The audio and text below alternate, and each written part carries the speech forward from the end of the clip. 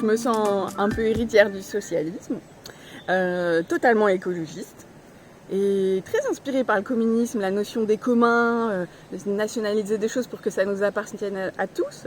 Et puis bien sûr, fièrement insoumise. Donc pour la première fois de ma vie, j'ai 40 ans, je vais voter pour avec un bulletin qui rassemble tous mes mois réunis en fait. Je vais aller avec tous mes mois d'un seul geste voter avec ce bulletin qui va me permettre de voter avec enthousiasme pour quelque chose qui correspond vraiment à ce que je suis, donc pour le bulletin de la nouvelle Union écologique et sociale et populaire bien sûr. Donc voilà, c'est l'enthousiasme et la joie avec cette nouvelle union. Moi je dis la NUPS et je sais pas trop si je suis nupézane ou nupésienne, on sait pas encore trop bien le dire, mais bon, on sait comment le faire, apparemment ça fonctionne, tout est en train de se mettre en place. Moi je suis installée en agroécologie depuis 2 ans, en bio, et donc il y a un thème qui est très important pour moi, c'est l'eau. Et là on voit les sécheresses qui arrivent, ça va être de gros problèmes à gérer dès maintenant en fait, et encore plus dans le futur. Et donc moi je suis vraiment marquée et je veux vraiment saluer et dire bravo au travail de Mathilde Panot et de Jean-Luc Mélenchon qui sont les seuls. C'est eux qui portent cette question haut et fort jusqu'à l'Assemblée nationale. Et ils ont été jusqu'à proposer de découper en fait les régions de France en fonction des bassins versants. Et nous, habitants du Montégoal, qui est juste derrière, là, on sait que c'est très pertinent comme manière de penser.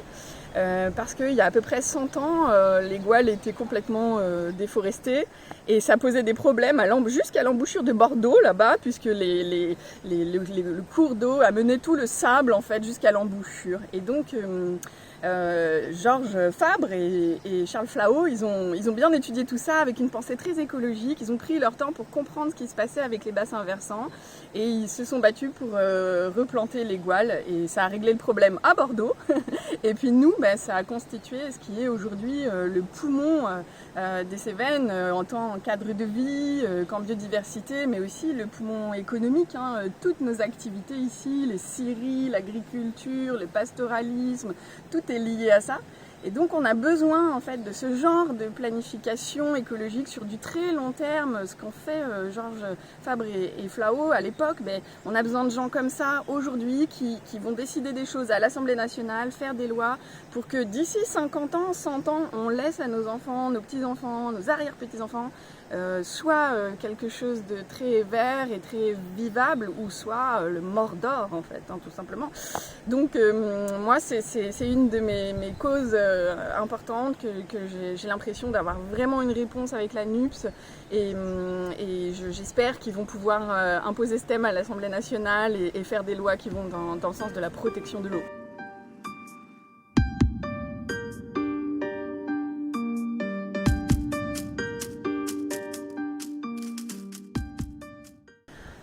Alors en agriculture, si on veut que ce soit très très rentable, on se met à faire des pratiques qui sont plus respectueuses pour l'environnement.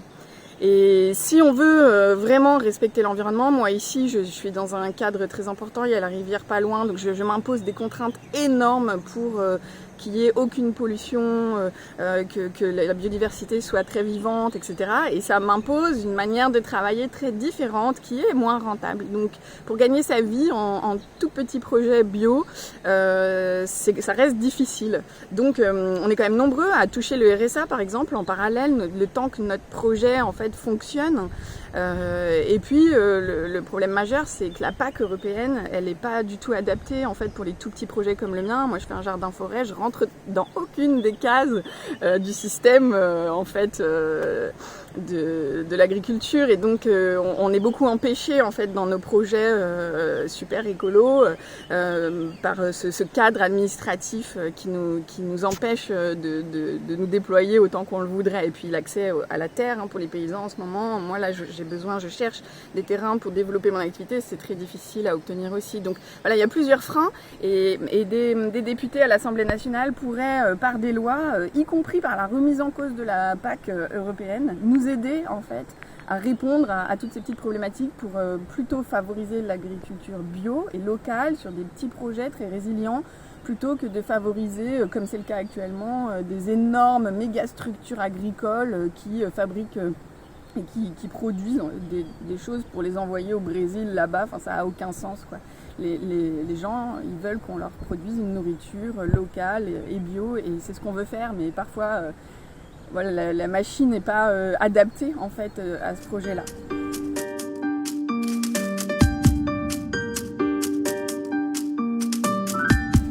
Le mot que j'ai à dire, c'est par rapport à mon ancien métier, parce que là je me suis en reconversion, et c'est par rapport à la jeunesse. Moi j'ai toujours travaillé en éducation populaire, et les jeunes ils nous regardent. Jusqu'ici on disait solidarité, coopération, et puis on était tous divisés, donc ils nous regardaient et disaient mais vous servez à rien, vous savez pas le faire. Et là maintenant on le fait, et je pense qu'ils peuvent nous rejoindre parce que ça y est, on y est, on fait pas seulement que de le dire.